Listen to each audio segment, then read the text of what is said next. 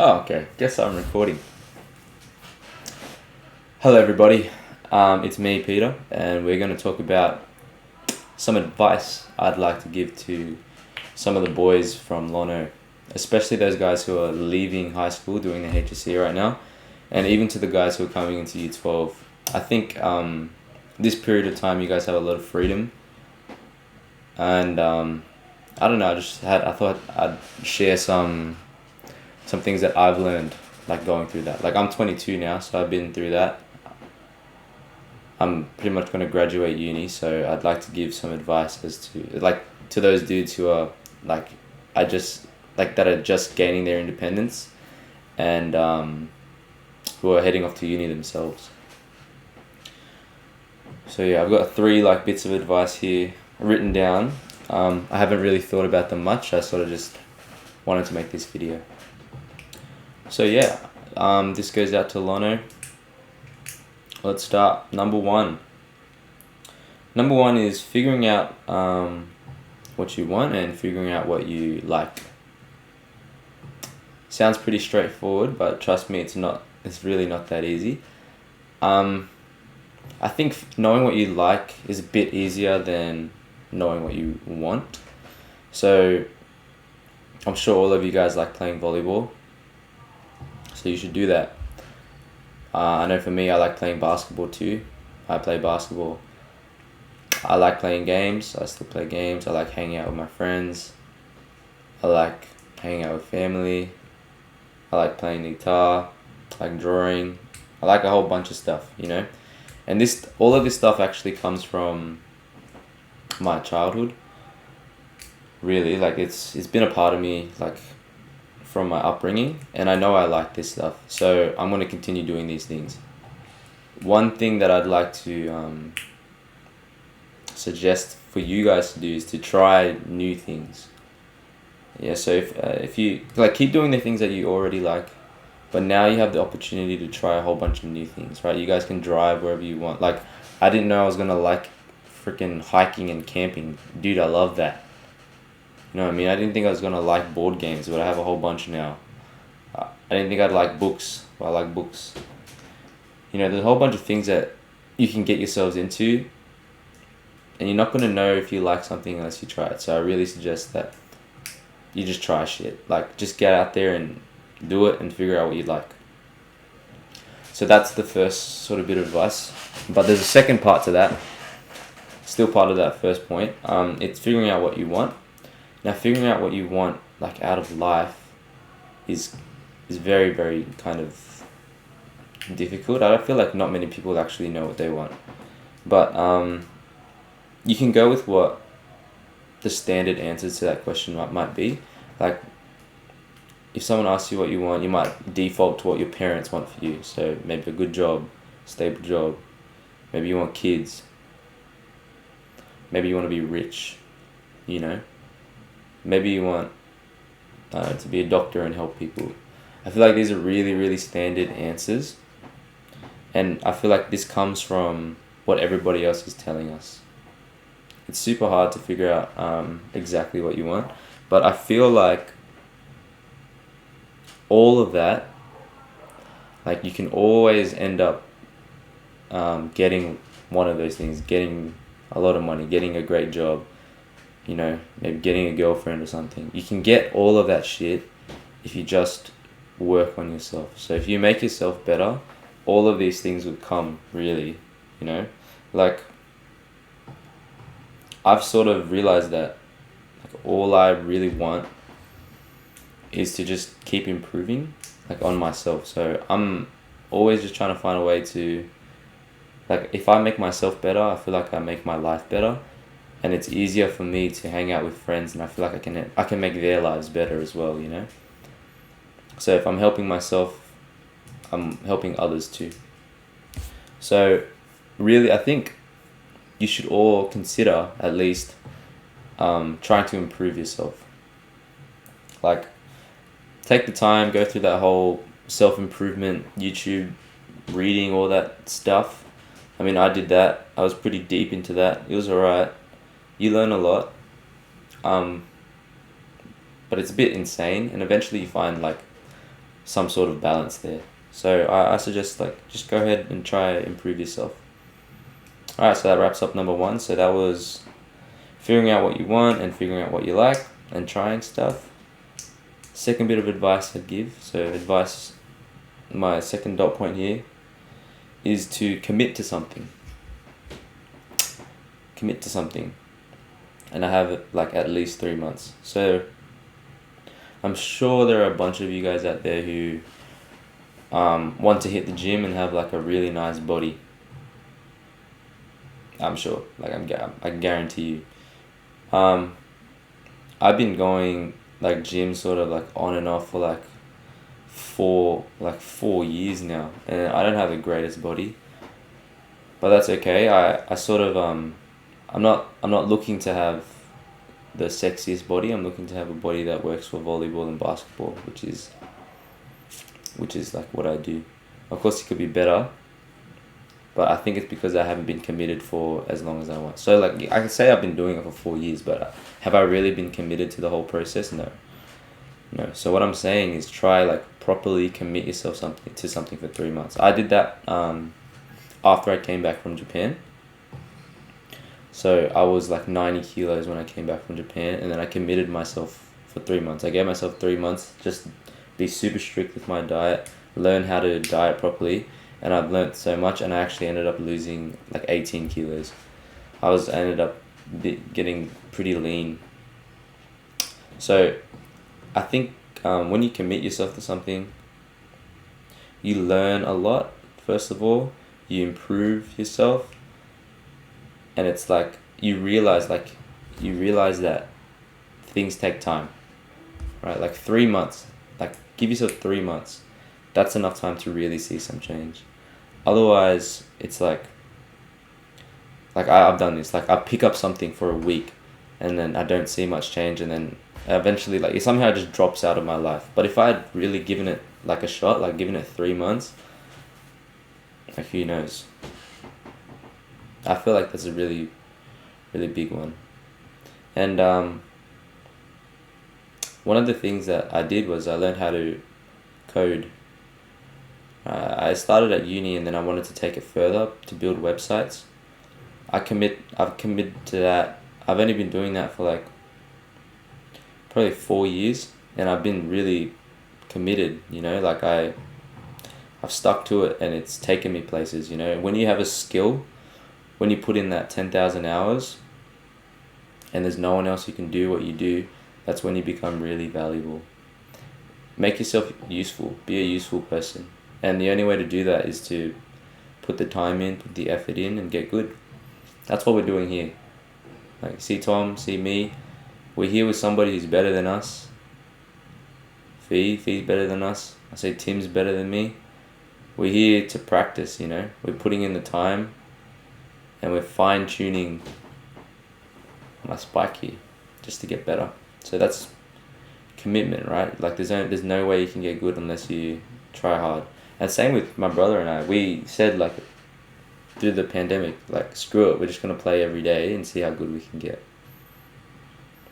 So yeah, that's number 2. Find something you like and commit to it, and get good at it. Become a useful person. I mean, shit, it could even be a game. Like you become really good at a game, start streaming. People will find that kind of cool. Maybe you're useful as a teacher. Maybe you get really good at cooking. You end up like Milk Tea Puppy. You know what I'm saying? Maybe it's... Oh my god, that was a spike and a half. Maybe it's drawing. Maybe it's music. Who knows, man? Just commit yourself. You'll be surprised by what you can achieve. Alright, and up to the final bit of advice. I wish I had this advice really. It's to help the others around you and to do things together. So I know, especially when I was getting to that like self-development mode and I started seeing results, like I could see myself improving. I felt really like individual, I felt strong, independent, I was getting this shit done. And I had this like sort of mentality where like I wouldn't show it, but I would feel like I was just better than everybody. And that's not the way to do it, you know? Like, it's not right to, like, feel entitled just because you're working hard. You know, that's not, I feel like that's not the way to do it. Like, the best, I think the best way is to empower those people around you. Like, find people who want to get good at whatever you're doing as well and do it together. So, I'm lucky to have my brother who plays volleyball with me, so there's that. He also does, we cook together, we play games together, we go out together. Oh, I'll touch on that later. So yeah, I'm lucky to have like my brother to do things with, and I'm lucky to have friends to do things with. So, like in volleyball, you see me here training with Fee and Tim and Tom, even Kevin. And Kevin, I also do a lot of coding projects with. So he's like a pretty big reason why I'm making progress with my coding stuff. So yeah, man, like do things together, empower the people around you, and like everyone is like happier for it. Like you'll find them inspiring you, you'll inspire them, everybody's just happy, and then just like your whole group can just grow together, you know? It's not a big competition. Like I really felt that in uni. Like I'd look at my friends doing business and my friends doing like fucking accounting and whatever. I see them have like a whole bunch, like they're getting jobs earlier than me, and I felt the rush, like, oh shit, where's my job? And then I had to go and do that, and it was like I felt like a big competition, especially with the people doing the same sort of degrees as me. It's really, really hard. It's really hard to compare, like to not compare yourselves, but you can't. You gotta work together, and I feel like everybody eventually gets there in the end. Yeah, so don't worry about the competition, like help the people around you. Okay, and I was gonna touch on this going out thing. Thought I might as well give you some stories. So, one of the things that I've recently trying to improve on is talking to girls in public. This is a crazy one actually. Like I think I'm okay at talking to people. I'm not that bad. It's like to strangers, but I'm not the best either. Like I don't think I could pick up like that, you know. I'm pretty hopeless. So what Tom and I decided to do was just hit the clubs and bars, and just try and talk to people. Or for me, it was specifically girls, but ended up being sort of both. Anyways, the first night, I think I spoke to one girl, and it was it's pretty much like it's just like a dance floor, and then Tom and I like dancing, so that's not an issue for us. So we just go to the dance floor and dance, and then I was speaking to this girl. I was just like, hey, oh, my go-to line is, hey, what's your name? So I got the name, say my name, and I was like, do you want a drink? I didn't know what to say, so that's what I went with. And then what happened was, she was like, oh yeah, go get the drink, I'll wait here. And then I went and lined up, and then it was just taking too long. And then I heard a good song on the dance floor, so I just sacked the drink and I went back to the dance floor. And then I was looking for the girl and I was like, hey, sorry, I didn't get the drink, this is just too good of a song. And then she's like, oh, all good, I'm leaving anyways. Oh, go away, Siri, go away. Yeah. Oh, anyways, I mean, that was a success for me, you know. First night, success. I spoke to a girl. That was not bad. But then the next week, right, so night number 2, you got to get better, right? You can't just speak to one girl and have nothing come from it. So what happened that next night?